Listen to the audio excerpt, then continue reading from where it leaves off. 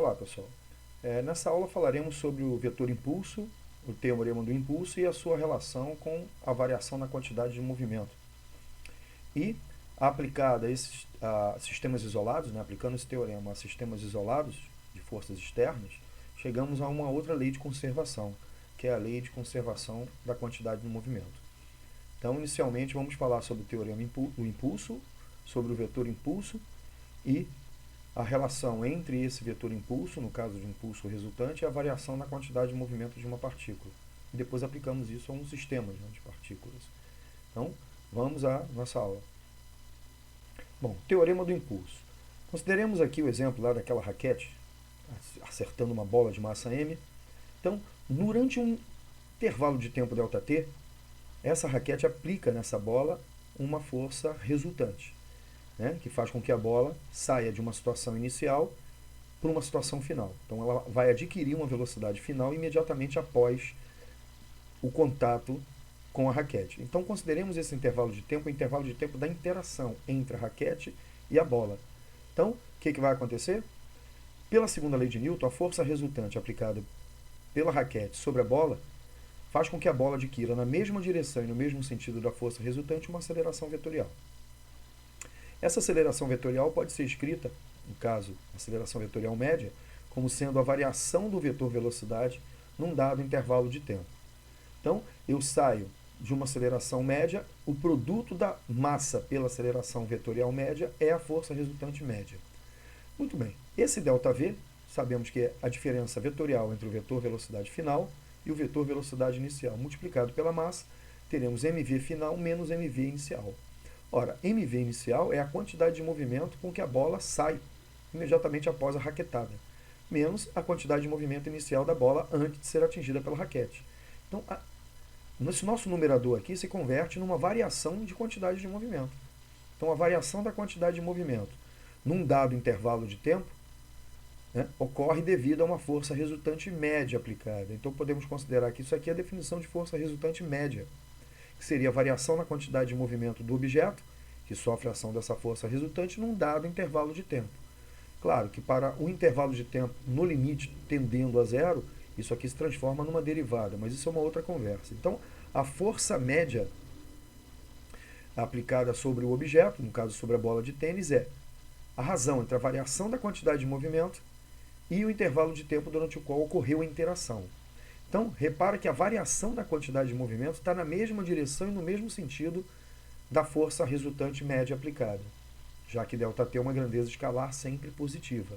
Então, esses dois vetores estão na mesma direção e no mesmo sentido. Então, a variação na quantidade de movimento sofrida pelo corpo é igual, tem a mesma direção e o mesmo sentido da força média resultante atuando sobre ele. Muito bem.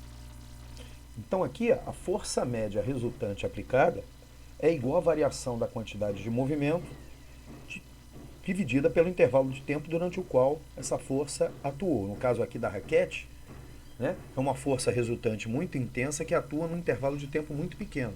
Então, essa força resultante aplicada durante um certo intervalo de tempo provoca uma variação na quantidade de movimento da partícula. Muito bem, no caso aqui é da bola. Se eu multiplicar ambos os membros dessa equação por ΔT, o lado esquerdo vai ficar FR ΔT e o lado direito vai ficar ΔQ, porque ΔT dividido por ΔT dá 1. Ou passando esse cara aqui dividindo para cá, multiplicando. Então, a força resultante aplicada, multiplicada pelo intervalo de tempo durante o qual ela atuou, define aqui um outro vetor. Porque toda vez que você multiplica um número por um vetor, você tem como resultado um outro vetor. Esse vetor, definido pelo produto da força resultante pelo intervalo de tempo, nós chamamos de vetor impulso. Então, como aqui é a força resultante multiplicada pelo intervalo de tempo, teremos aqui um impulso resultante. Ou seja, a força resultante é a soma vetorial de todas as forças atuando no corpo num dado intervalo de tempo. Se eu multiplicar a soma vetorial de forças pelo intervalo de tempo, eu vou ter uma soma vetorial de impulsos. Força F1 vezes ΔT, força F2 vezes ΔT, força F3 vezes ΔT. Ou seja, a soma vetorial das forças multiplicada pelo intervalo de tempo é a soma vetorial dos impulsos. Então, o lado esquerdo aqui da nossa igualdade fica o impulso resultante e o lado direito, variação na quantidade de movimento. Então, quando aplicamos um impulso, né, quando alguém fala, aplica um impulso, me dá um impulso aí, você está aplicando uma força, está interagindo durante um certo intervalo de tempo. Muito bem. Esse produto, essa relação aqui, define uma grandeza chamada impulso. Força resultante vezes ΔT nos dá o impulso resultante, que é igual à variação na quantidade de movimento da partícula. Ou seja, a variação na quantidade de movimento que a partícula adquire está na mesma direção e no mesmo sentido do impulso resultante aplicado. Então, o impulso resultante aplicado é igual à variação na quantidade de movimento que a partícula vem a sofrer. Isso daqui também tem a ver quando, por exemplo, temos uma mesma variação na quantidade de movimento e uma força que atuou num dado intervalo de tempo. Então, se você soltar um objeto de uma certa altura, né, ele vai chegar no solo com uma certa velocidade. O solo vai aplicar uma força em sentido contrário, até, por exemplo, reduzir sua quantidade de movimento instantaneamente. Então, vamos supor que você solte um objeto de uma certa altura num chão duro, né, um chão de concreto. Né? Então, evidentemente que se esse objeto for um objeto de vidro, ele vai sofrer uma variação na quantidade de movimento e o tempo de interação, pelo fato da rigidez do solo, vai ser muito curto. Quer dizer, uma mesma variação de quantidade de movimento num tempo muito curto gera uma força média muito intensa. Essa força média pode afetar a estrutura do vidro e vai quebrar o vidro. Agora, se você soltar esse mesmo copo de vidro de uma mesma altura sobre um colchão ou uma almofada, uma mesma altura, ele vai sofrer a mesma variação na quantidade de movimento, só que o tempo de interação vai ser prolongado devido à elasticidade do colchão. Esse prolongamento do tempo de interação faz com que a força média resultante seja menor, porque aumentando o tempo por uma mesma variação na quantidade de movimento, eu tenho uma resultante menor. Resultante menor é essa insuficiente para quebrar o copo. Daí a importância do airbag. O airbag faz com que esse colchão de ar, ao ser inflado, essa bolha de ar ao ser inflada, por uma mesma variação na quantidade de movimento sofrida pelo corpo da pessoa, numa freada ou numa batida, aumenta o tempo de interação. Prolonga o tempo de interação, fazendo com que a força média resultante para produzir essa mesma variação na quantidade de movimento seja menor, provocando uma lesão ou não provocando lesão, uma lesão menor ou evitando danos muito mais graves. Né? Então podemos entender essas interações na relação ação-força e tempo de interação. Beleza? Então qual é a definição do impulso vetor? É o produto da força pelo tempo durante o qual essa força atuou. Como ΔT é uma grandeza escalar sempre positiva, o impulso e a força estão sempre na mesma direção e no mesmo sentido. Tudo bem? Então essa é a definição de vetor impulso. Força vezes intervalo de tempo. Em unidade do sistema internacional teremos que a unidade do impulso, do módulo do impulso, é o produto da unidade da força, que é o Newton, pela unidade de intervalo de tempo, que é o segundo. Mas, de acordo com o teorema do impulso também tem unidade de quantidade de movimento, que é o quilograma metros por segundo. Então, essas duas unidades aqui são equivalentes e derivadas do sistema internacional.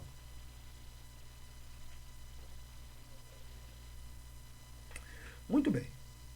O impulso ele não é definido pelo produto de uma grandeza, pela variação de outra. Então, já vimos isso em inúmeras situações na física. Né? Então, se eu desenhar o gráfico da força em função do tempo, então a área sob o gráfico, quer dizer, o gráfico aqui é a linha vermelha, a área sob o gráfico, F versus T, vai nos dar um impulso.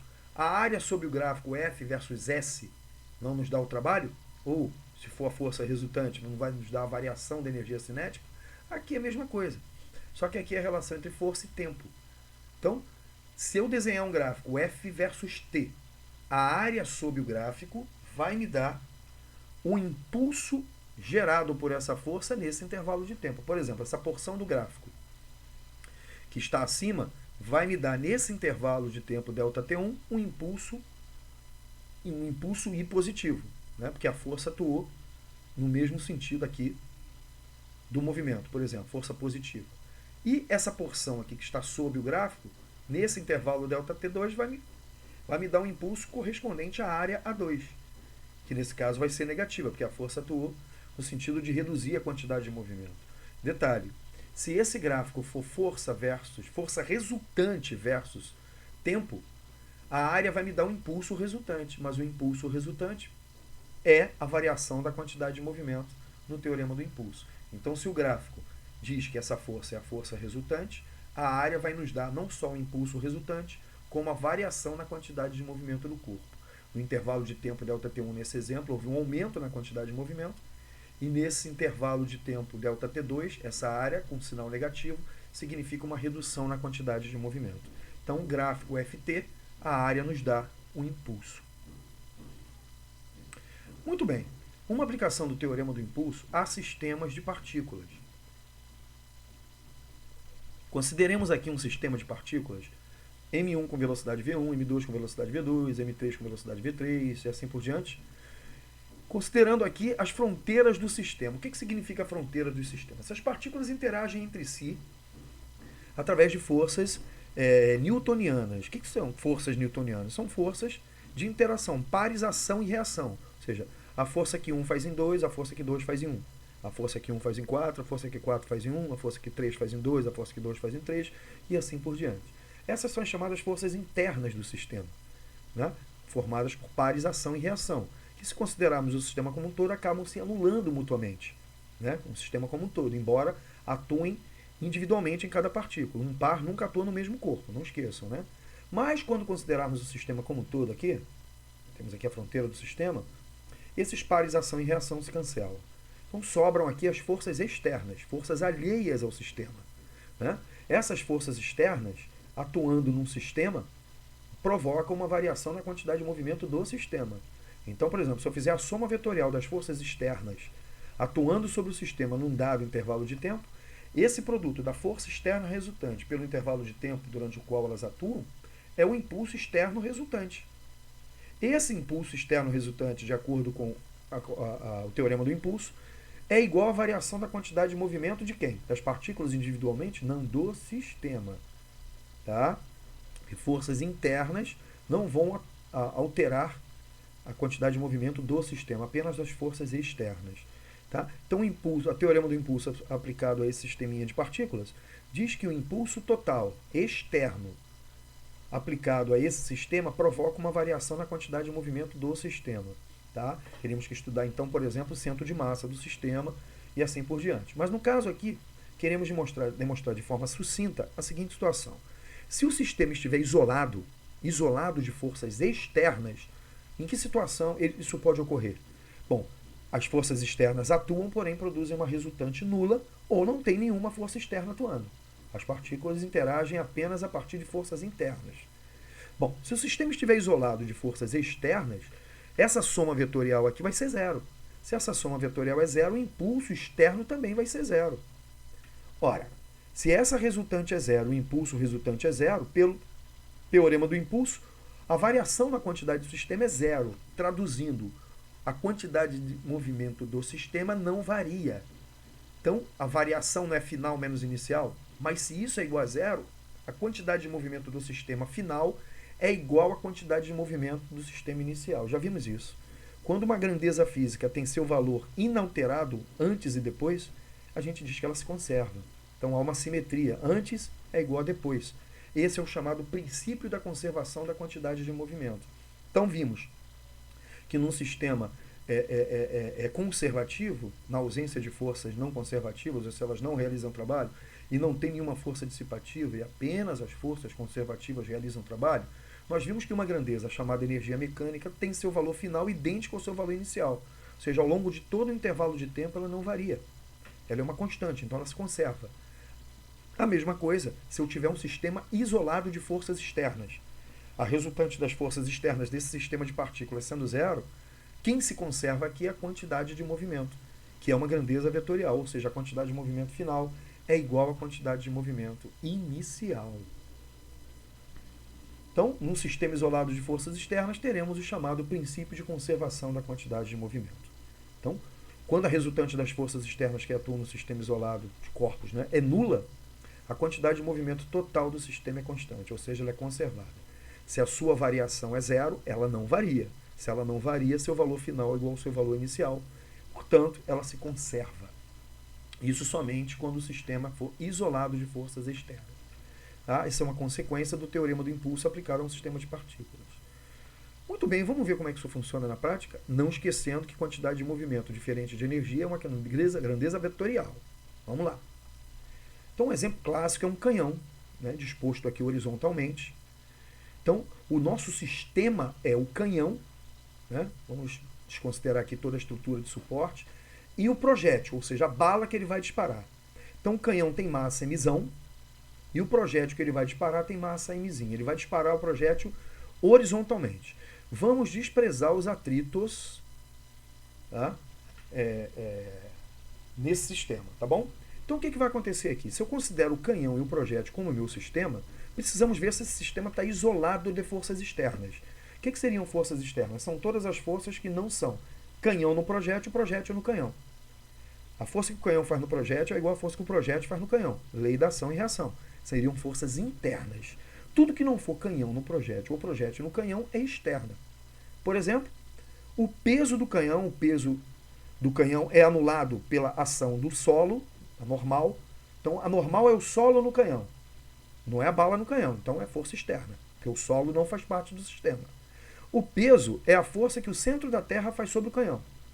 Ora, o centro da Terra não faz parte do sistema, então o peso é uma força externa. Como ele está em repouso, essa resultante aqui vale zero. Então a resultante das forças externas sobre o sistema é zero. Então eu posso considerar que esse sistema está isolado de forças externas. Então, se esse sistema está isolado de forças externas, a quantidade de movimento final do sistema canhão-projétil vai ser igual à quantidade de movimento inicial do projétil canhão-projétil. Tá?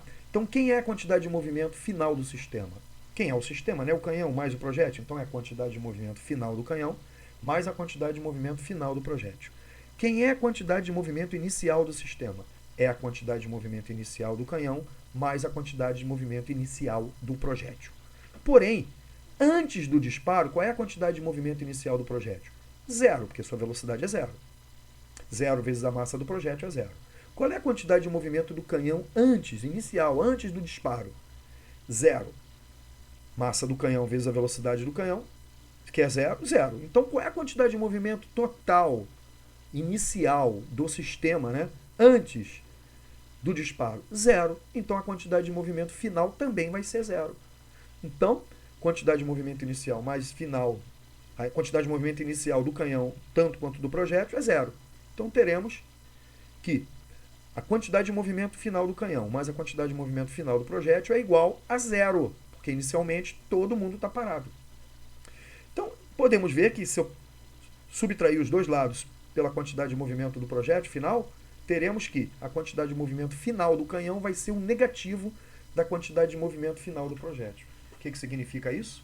Para que a quantidade de movimento se conserve, se parte do sistema, que é a bala, leva uma quantidade de movimento para a direita, a outra parte da quantidade de movimento do sistema, que é o canhão, tem que levar a mesma quantidade de movimento para a esquerda.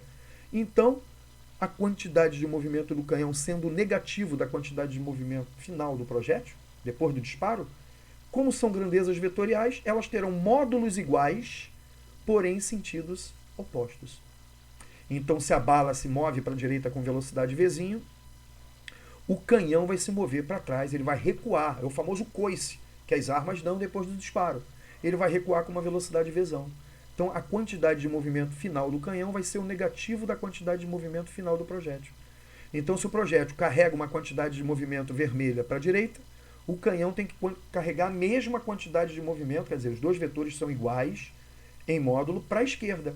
Para quê? Para que essa soma continue sendo zero. Antes do disparo, né? Zero. Então, a final também tem que ser zero. Então, se que é a bala, o projétil leva um vetor para a direita, o canhão, para conservar essa quantidade de movimento em zero, tem que levar a mesma quantidade para a esquerda. Então, o canhão vai recuar com uma certa velocidade. Então, qual é a quantidade de movimento final do canhão? MV final do canhão, a massa do canhão vezes a sua velocidade final. É igual quem é a quantidade de movimento final do projétil? Massa da bala do projétil vezes a velocidade do projétil, vetor Vzinho. Daí concluímos que a velocidade Vzão de recuo do canhão, porque recuo? Porque tem sentido contrário ao da bala, vai ser, passando esse M para cá, menos Mzinho sobre Mzão vezes Vzinho. Vetorialmente falando, sabendo que massa é uma grandeza escalar, os vetores Vzão e Vzinho têm sentidos opostos. Então, por isso que toda arma dá um coice imediatamente após o disparo. Reparem que se as massas fossem iguais, do canhão e da arma e da bala, eles sairiam com a mesma velocidade. Como a massa do canhão é muito maior, nós vemos o seguinte: se a massa do canhão for 10 vezes maior que a da bala, o canhão vai recuar com uma velocidade 10 vezes menor. Olha aqui o produto igual antes e depois, né? Então, para essa quantidade de movimento se conservar, as velocidades e as massas são inversamente proporcionais. Então, se a massa for 100 vezes maior que a bala, né, se a bala sair a 500 metros por segundo, o canhão recua a 5 metros por segundo. Quer dizer, uma velocidade 100 vezes menor, porque sua massa é 100 vezes maior. Então, esse é o nosso primeiro exemplo, envolvendo sistemas isolados e o princípio de conservação da quantidade de movimento. Tudo bem? Bom, pessoal, então com isso vimos o conceito de vetor impulso, que é o produto da força aplicada pelo tempo durante o qual essa força atuou, né? E o teorema do impulso, que diz que o impulso resultante, quer dizer, a soma vetorial de todos os impulsos aplicados por todas as forças que atuam numa partícula, é igual à variação da quantidade de movimento dessa partícula. Né? Vimos também o conceito de força média, que é a razão entre a variação na quantidade de movimento sofrida pela partícula, dividido pelo intervalo de tempo durante o qual essa força média atuou.